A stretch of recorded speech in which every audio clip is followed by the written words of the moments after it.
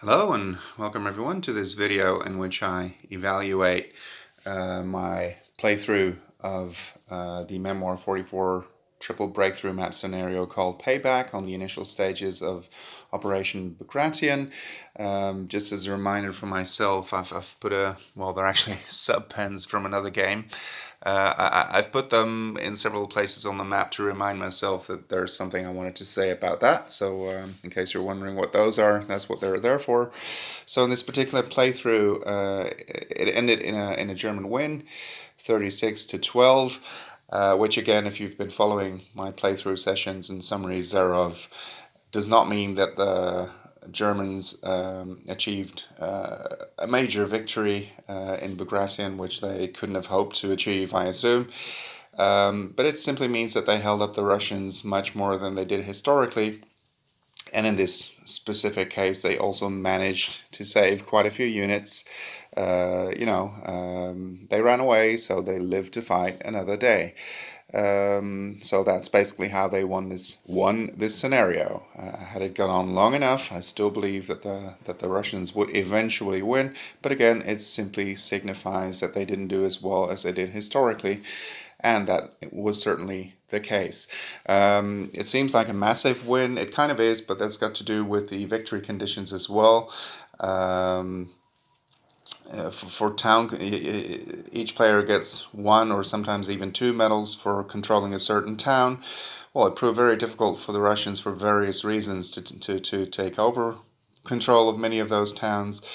And there are 5 fortress cities in play as well. This is one of them. This is Vitebsk.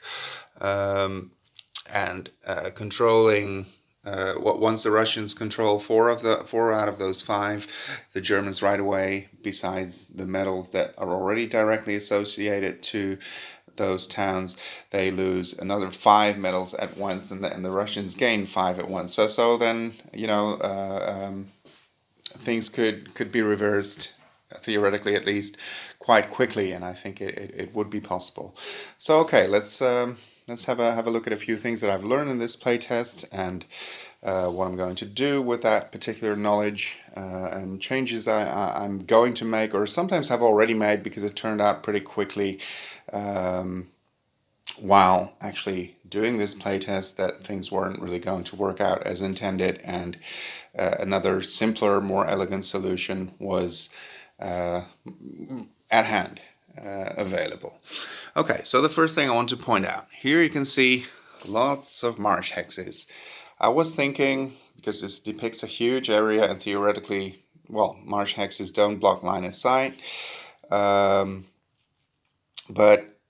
so I was thinking, maybe add in a few forest hexes over there, but I actually, somebody I've been working with in designing this scenario, he's helping me with the layout and the map and everything, and actually the technical stuff for representing it visually. He pointed out that it's actually also fun to leave it like this, because there is no cover for either side in this section of the board. Of course, you have some forest hexes here, which help protect the avenue of approach, but it's not like the Russians can take shelter here, or the Germans can really move forward and position themselves here. So I think I'm just, in the end, leaving the marshes the way they are. It's not like most units have a longer range anyway, and artillery ignores line of sight anyway as well, so that wouldn't really make much of a difference. Okay, so let's have a look at something else. This is a rule that's in play. It's basically the commissar rule, so the nation rules for the Russians. But in this case, they apply to the Germans. It represents Hitler's interference and meddling into, well, almost all aspects of the battle, as he so often tended to do, especially during the later stages of the war. And that worked very well, I think. So I'm definitely going to leave that in place.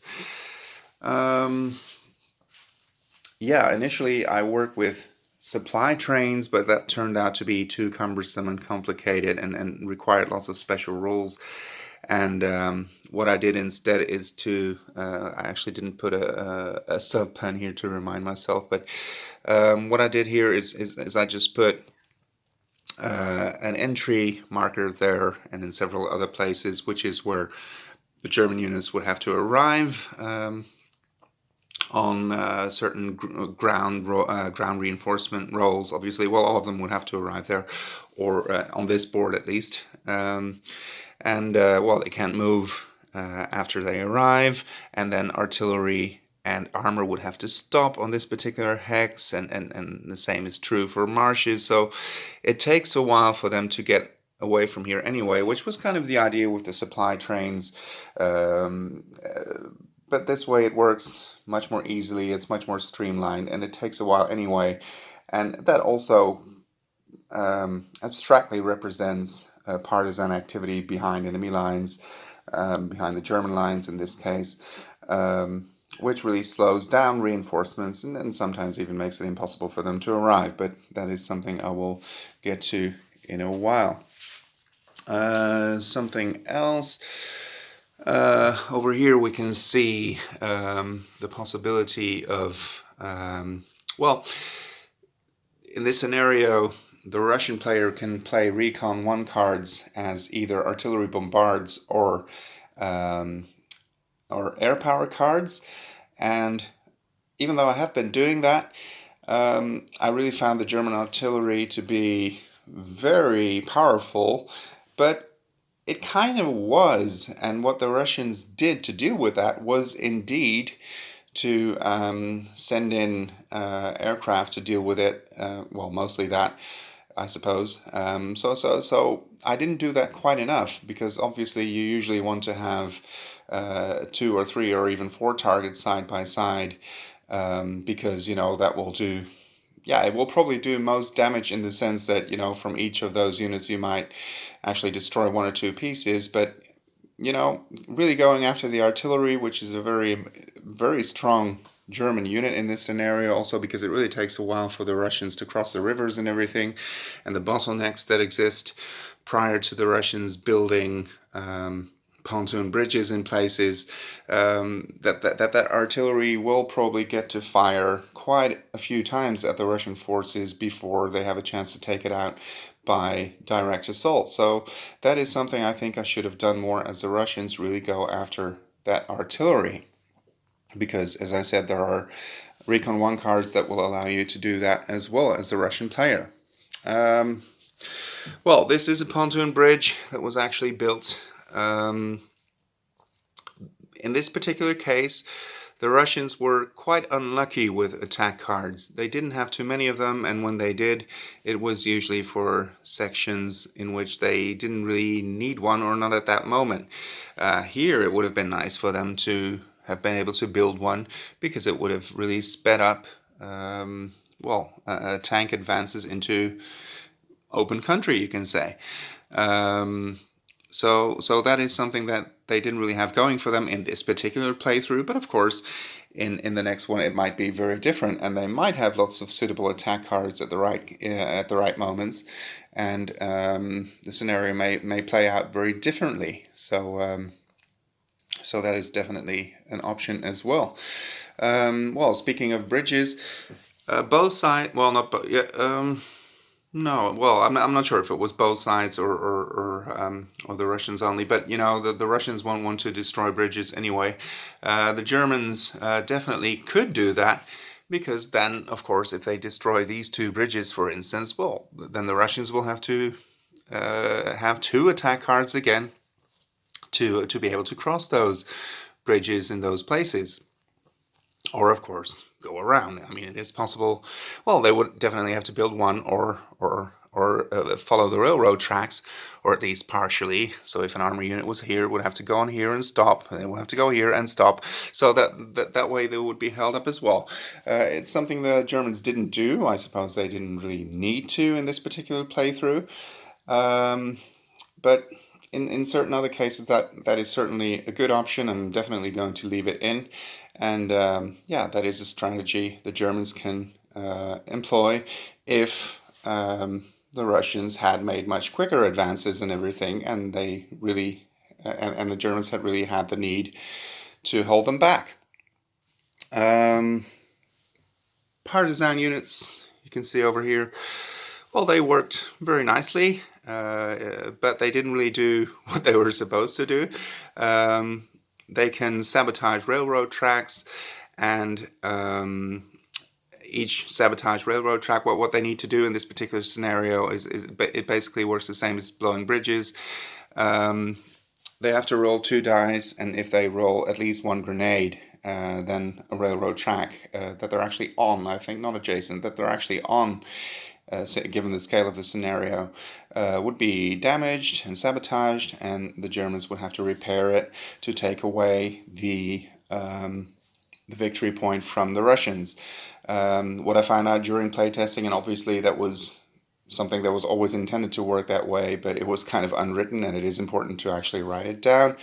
Of course, it's not the idea that the Russians should be able to, for instance, sabotage this railroad track because there's not a German unit in sight. So for a railroad track to be actually eligible to be sabotaged, the most forward Russian unit in that particular section of that particular breakthrough board has to be well, it cannot be behind it, so only these hexes would actually be, and I'm talking about regular Russian units, not the partisan units, so only the ones in front would be eligible, and there also has to be a German unit still ahead.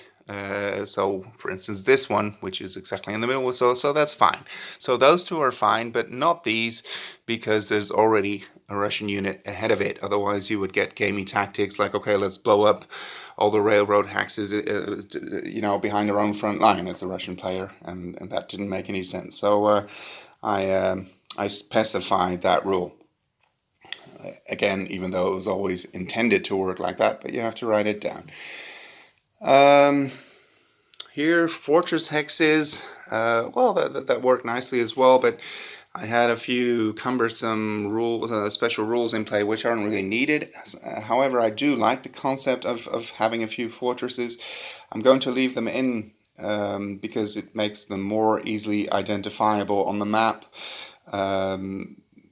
As far as victory conditions go, because there are, as I explained before, if the Germans control at least 2 of them, they have an extra 5 victory points, and if the Russians control at least 4 of them, then the Germans no longer have them. It's not actually like the Russians take over those victory points. That worked well, but not really these special rules with roads going through them, and because normally speaking, the fortress hexes do not allow armor and artillery moving in. Well, obviously I do want that to be possible. So in the end, what I came up with, and what I've settled on for now, is that they play as regular towns hexes, except that infantry, when moving in, can still battle. And obviously, well, not obviously, because otherwise they play like town hexes. So infantry can still battle when moving in. And also I've left the regular fortress rule in play that players can ignore all flags throughout the scenario, that it's not only until after a certain die roll is made, and I'll mention that again later as well. Here's another one. Also air attack possibilities. It's not something the Russians did a lot. Again, what they did was mostly go for the obvious and as many adjacent units as possible, and sure, they did a little bit of damage, but maybe sometimes it's more important to take out easier targets. Now, I have tracks that are really easy targets that I'm not entirely sure of, but what they will prevent is the the resupply of German front units. For instance, this one, you don't really want these half tracks to make it here and again resupply that infantry unit, because it really holds up the Russians. And again, here, difficult terrain, very difficult to cross railroad. Of course, in this scale, it doesn't really make much sense, but I decided not to change that rule that armor and artillery actually have to stop when entering a railroad hex, so I just left that in place because, it makes it really difficult to cross, but that's okay. But half tracks, denying the Germans resupply, and also, well, you have to take out three half tracks. Three half-track figures for a single medal, so that really takes a while. So as far as that goes, perhaps it's not really the most obvious target, but you do want to keep the Germans from being resupplied, which was a very difficult thing to do for the Germans in this particular battle. What do we have here? Well, the railroad tracks. Well, I think I already mentioned that. That's simply to denote that it is indeed, well, that it really slows down units. Well, not infantry, but armor and artillery have to stop. So, yeah, but it works fine. I like the way that works. That's okay. I'll just leave it in play. Now let's move to the other side of the board so you can see it more easily. Here, well, that's got to do with the partisan units as well. The Germans need to make a die roll at the end of their turn, starting on turn 3. And if the die roll combination is lower than the current turn, then from the next turn onwards, certain restrictions are lifted for the Germans, because prior to that time they're not allowed to voluntarily move towards their own baseline, and they have to ignore all flags unless a card specifically states that they cannot. And in this case they rolled a 3 at the end of turn 3 or 4, so really quite early on during the game they were allowed to exit the map and to voluntarily move backwards, and they scored a number of victory points that way. Based on that, I also, because initially for the Germans it was possible to exit anywhere of their own baseline, well, that was too easy, so I made it more restrictive, so that it really has to be in the center board between and including these hexes that you can see here, marked with exit markers. And that way it's also much easier for the partisan units, which can be placed when they become available by ground roll reinforcement roll. And then they may be placed on any vacant hill, marsh, or woods hex that is not adjacent to an enemy unit.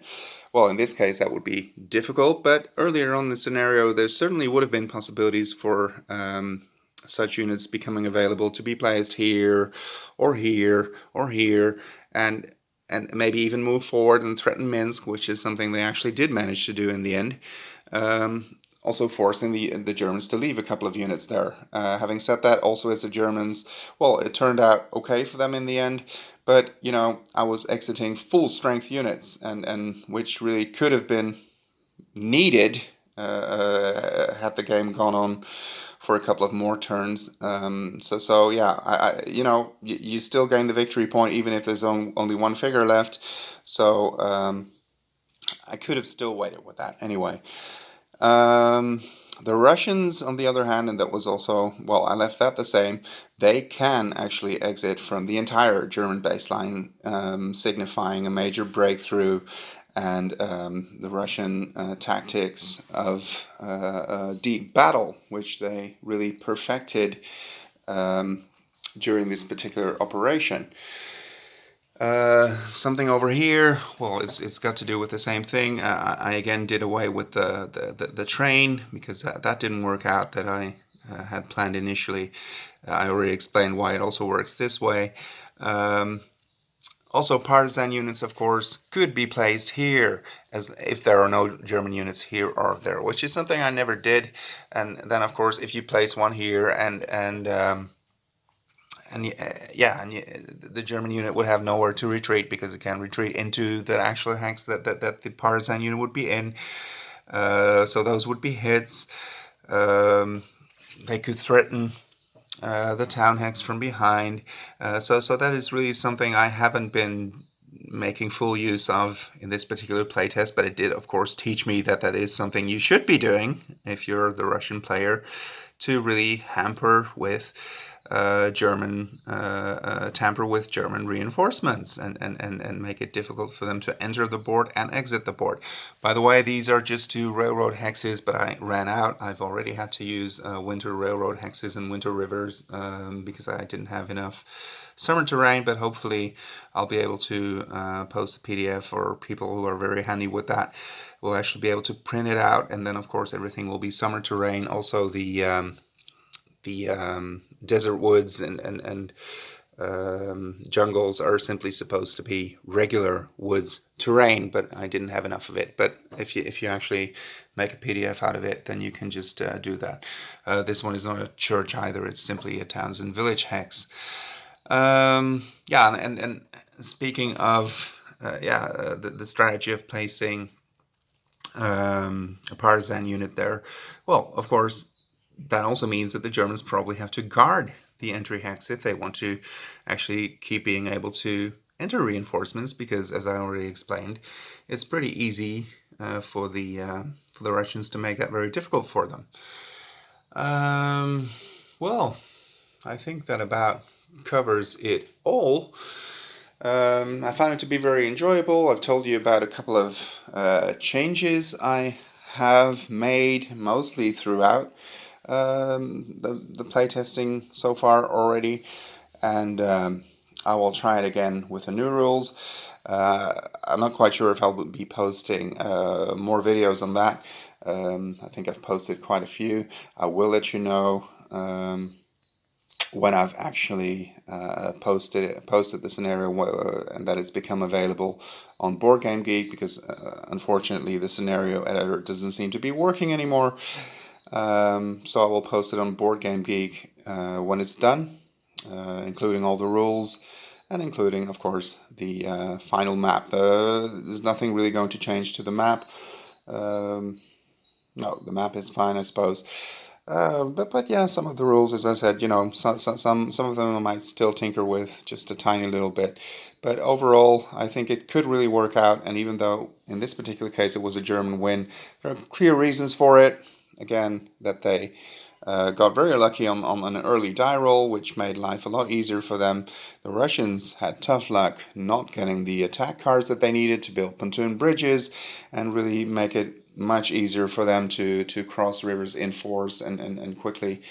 So as I said, partisan units could have really been put to much better use, etc.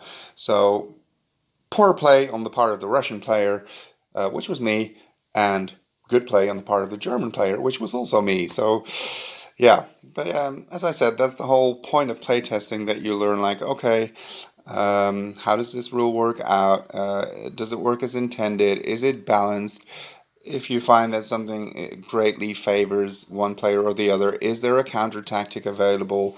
Was it employed? If it wasn't, well, then perhaps it would have turned out completely differently if it had been employed. So yeah, I hope this has given you an idea of the scenario, of the playtesting playthrough, of the decisions that come with it.